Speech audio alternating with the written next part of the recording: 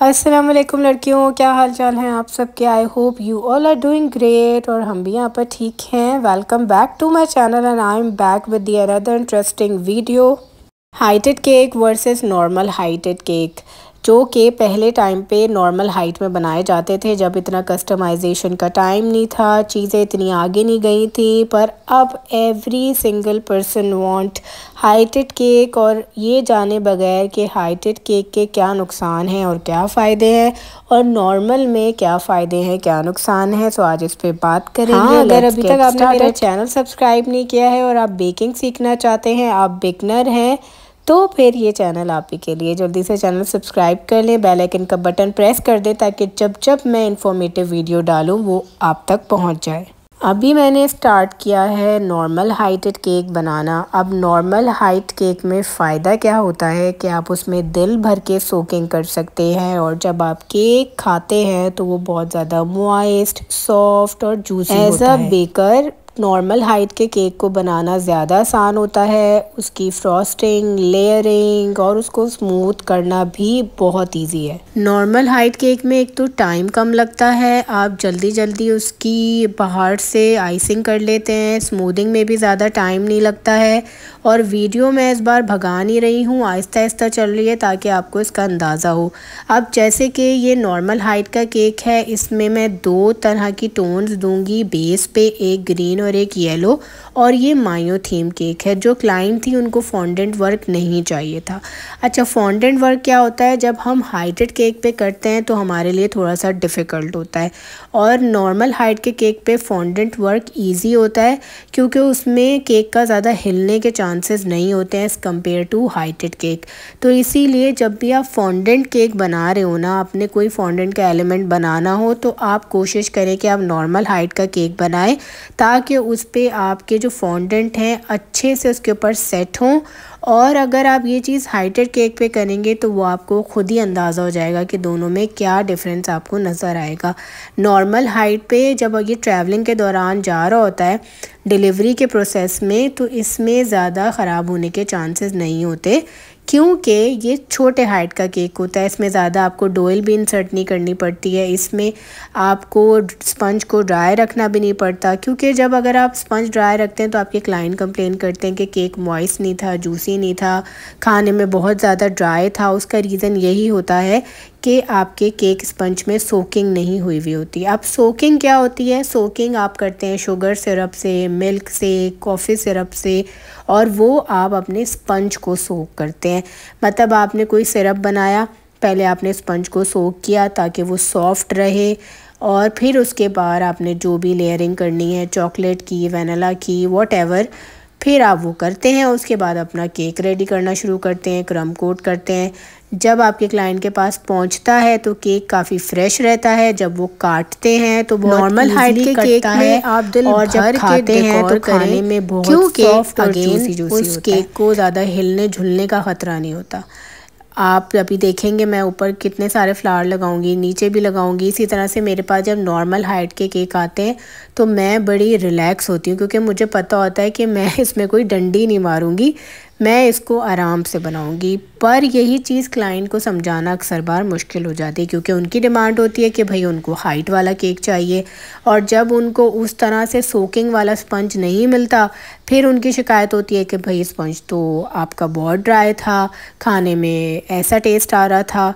फिर उनको समझाना पड़ता है कि भाई जब आप हाइट केक की तरफ जाते हैं तो ये इशू तो आता है, क्योंकि अगर हम हाइटेड केक को बहुत ज़्यादा सोक कर लेंगे, उसमें बहुत ज़्यादा शुगर सिरप ऐड कर देंगे, फिर हम इस एक के ऊपर एक स्पंज रखेंगे, उसकी लेयरिंग करेंगे, उसकी हाइट बढ़ती जाएगी, और नीचे वाला जो सबसे नीचे वाला स्पंज होता है ना, वो ऊपर वेट की वजह से दबना शुरू हो जाता है और वो खुद ब खुद फटना शुरू हो जाता है सोकिंग की वजह से, क्योंकि गीला हो जाता है ना स्पंज। और फिर आप उसमें मज़ीद हाइट पे हाइट रखे जा रहे हैं, और फिर आपको उसको पतले यानी कि कम इंच के मोल्ड में आप उसका स्पंज बेक करते हैं तो एक तो केक पतला भी हो जाता है, तो ये वाले रीज़न। और फिर क्या होता है कि क्लाइंट कहते हैं भाई हमें 1 पाउंड में आप दे दें हाइटेड केक, हमें 2 पाउंड में दे दें हाइटेड केक। अब 2 पाउंड का फॉर एग्जांपल मैं हाइटेड केक बनाऊं या आप हाइटेड केक बनाएं तो आपको उसके लिए 4 इंच का मोल्ड यूज़ करना पड़ेगा या फिर 5 इंच का मोल्ड यूज़ करना पड़ेगा। मैंने कभी रिसेंटली केक बनाया था, शायद आप अगर मुझे इंस्टाग्राम से फॉलो करते हैं, वो बोर्ड थीम केक था, उसमें मैंने 4 इंच का मोल्ड यूज़ किया था। अब वो पतला केक हो गया था, प्यारा भी लग रहा था, पर उसका सबसे बड़ा ड्रॉबैक ये था कि दिल में डर था कहीं ये गिर ना जाए ट्रैवलिंग के दौरान।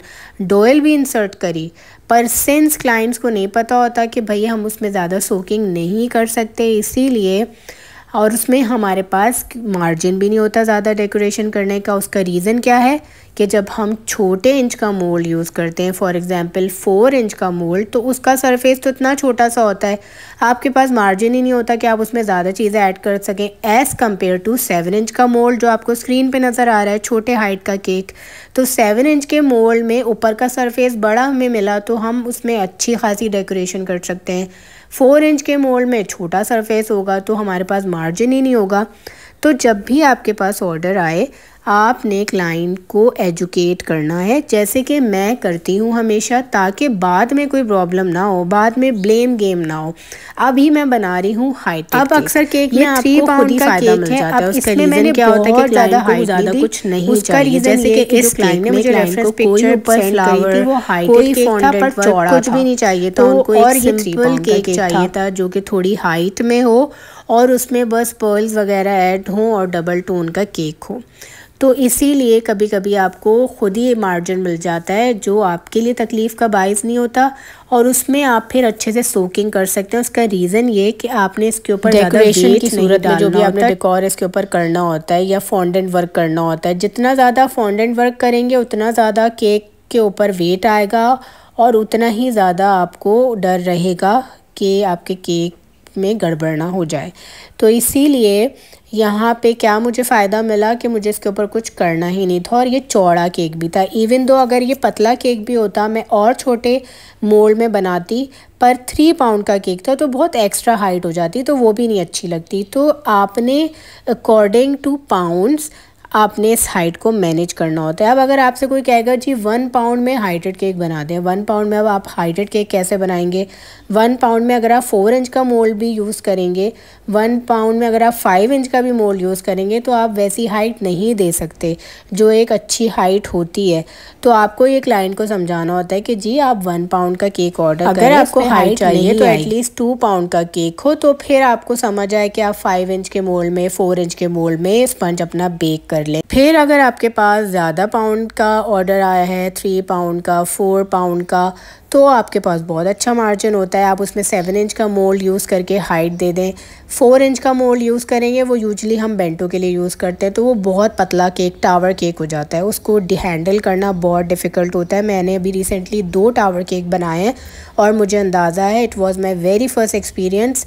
उसको स्मूदिंग में भी बड़ा प्रॉब्लम होता है क्योंकि केक का जो स्पंज होता है ऑलरेडी सॉफ्ट होता है, और जब आप उसकी स्मूदिंग करते हैं, उसको राउंड करते हैं, तो आपका केक जो है ना वो ऐसे हिल रहा होता है, क्योंकि नीचे उसको इतनी अच्छी बेहतरीन सपोर्ट नहीं मिलती है क्योंकि वो टावर केक होता है।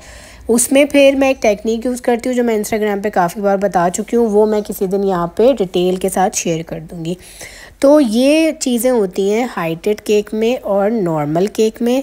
क्लाइंट को अपने एजुकेट कर दें कि भाई ऐसे ऐसे है, पहले से आप सारा कुछ बता दीजिए ताकि आपके क्लाइंट को पता हो। अब मैंने एक केक बनाया था जो कि हाइटेड था, वो क्लाइंट की डिमांड थी, पर उसमें मैंने ज़्यादा सोकिंग नहीं की और वो फ्लेवर भी वेनिला था। तो वेनिला फ्लेवर जो होते हैं ना वो ऑलरेडी ड्राई फ्लेवर होते हैं, उसमें और ज़्यादा आप कुछ ऐड नहीं करते हैं।